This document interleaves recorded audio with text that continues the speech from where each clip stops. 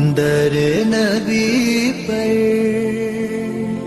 بڑا پیارے بچوں، السلام علیکم ورحمۃ اللہ۔ ہم سب اس وقت مدرسہ تیغیہ امام العلوم ببنولیا ڈسٹ ایسٹ چمپارن اس احاطے میں موجود ہیں۔ تعلیمی سفر کا ایک پڑاؤ ہم سب نے مکمل کیا۔ تعلیمی سفر کی منزل کافی لمبی ہے اور بہت اونچائی تک ہم سب کو جانا ہے۔ نہیں تیرا نشیمن قصر سلطانی کے گنبد پر، تو شاہی ہے بسیرا کر پہاڑوں کی چٹانوں میں۔ تعلیمی سفر کا یہ سلسلہ ابھی ہم سب نے ایک قدم مکمل کیا ہے، پوری لائف اور پوری زندگی باقی ہے۔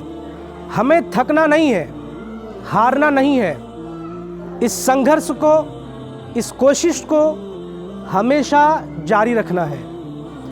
ہر فیلڈ میں، ہر میدان میں جب تک ہم کوشش نہیں کرتے ہیں، جد و جہد نہیں کرتے ہیں، تو ہم اپنے گول کو، اپنے ٹارگیٹ کو اچیو نہیں کر پاتے ہیں۔ تو ہم سب کو ایک ولولے کے ساتھ، ایک جذبے کے ساتھ محنت کرنا ہوگا اور ایجوکیشن، تعلیم، اس ہنر کو لے کر آگے بڑھنا ہوگا۔ ایجوکیشن اور شکشا، پیارے بچوں، یہ ایک ایسی طاقت ہے کہ آپ ایجوکیشن اور شکشا سے عزت، وقار حاصل کر سکتے ہیں اور اپنی دنیا اور دین دونوں کو بہتر کر سکتے ہیں۔ جب آپ تعلیم، ایجوکیشن حاصل کریں گے، آپ اچھا مقام پائیں گے، آپ کا نام روشن ہوگا، آپ کے ماں باپ جو لوگ بھی آپ کو محنت سے پڑھاتے ہیں، خرچے دیتے ہیں، آپ کا انتظام اٹھاتے ہیں، ان سب کا نام روشن ہوگا۔ تو ہمیں ایجوکیشن سے، پڑھائی سے لگن، محبت رکھنا ہوگا۔ اور کلام مجید میں اللہ تعالیٰ نے وقت کی، ٹائم کی قسم کھائی ہے، والعصر، قسم ہے زمانے کی۔ تو پتہ چلتا ہے کہ اللہ تعالیٰ نے کلام مجید میں جو قسم کی ہے ٹائم کی، تو ٹائم بڑا امپورٹنٹ چیز ہے، وقت کی بہت بڑی اہمیت ہے۔ جو وقت چلا جاتا ہے پھر وہ دوبارہ ہاتھ نہیں آتا ہے۔ اس لیے جو سمے، جو وقت، جو ٹائم ہمیں ملا ہے، اس میں خوب محنت کرنا ہے، پڑھائی کرنی ہے اور موبائل سے دور رہنا ہے۔ موبائل تبھی فائدہ مند ہے جب ہم اس کو یوز کریں، استعمال کریں۔ اگر موبائل ہمیں یوز کرنے لگ جائے، استعمال کرنے لگ جائے، تو موبائل سے زیادہ لائف میں خطرناک اور زہر آلود چیز کوئی نہیں ہے۔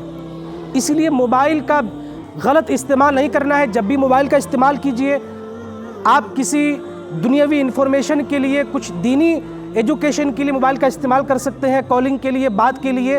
لیکن اگر آپ موبائل کا غلط استعمال کرتے ہیں گیم میں اور دیگر چیزوں میں، تو پھر یہ آپ کے لیے، آپ کی زندگی کے لیے خطرناک ہے۔ موبائل سے دوری بنا کے رہنا ہے اور زندگی میں آگے بڑھنا ہے۔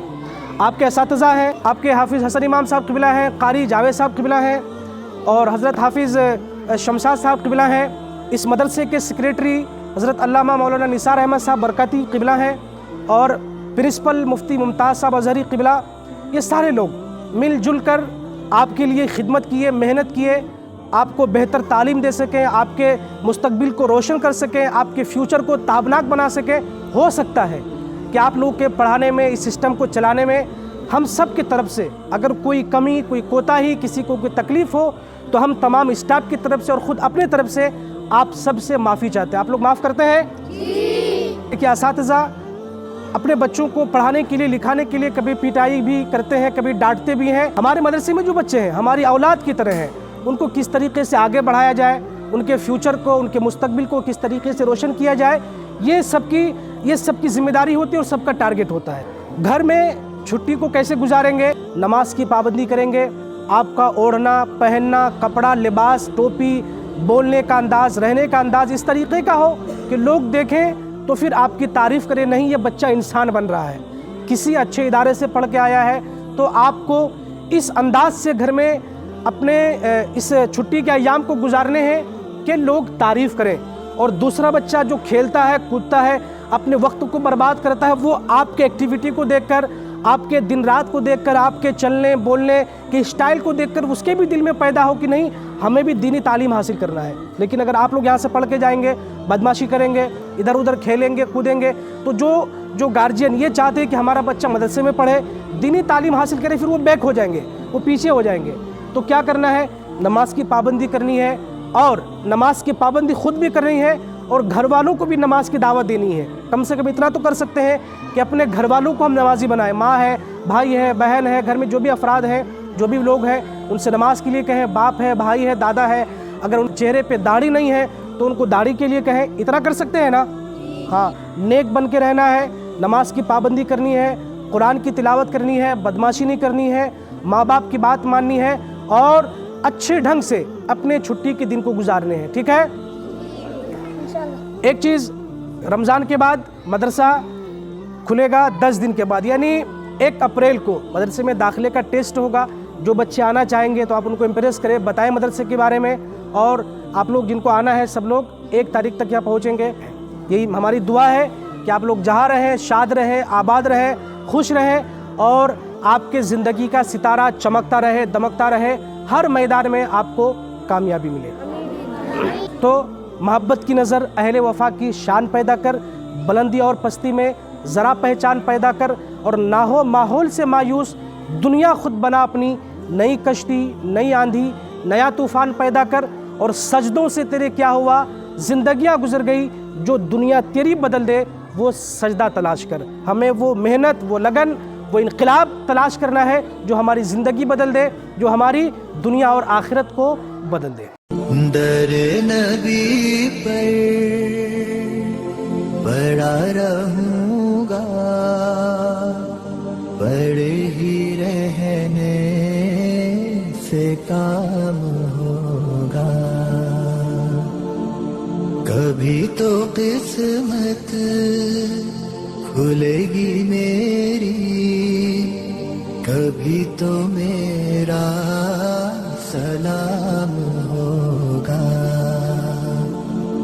दर नबी पर पड़ा रहूँगा, पड़े ही रहने से काम होगा।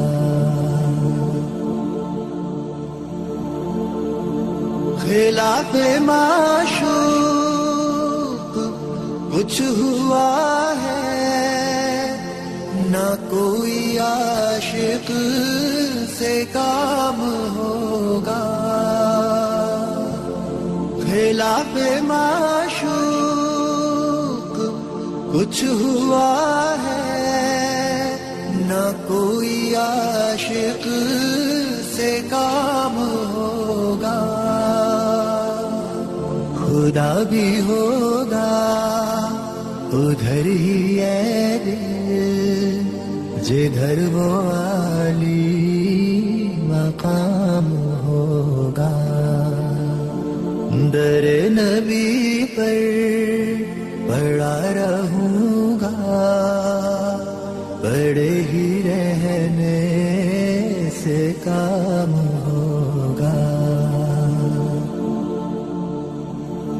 किए ही जाऊंगा अर्ज़ मतलब, मिलेगा जब तक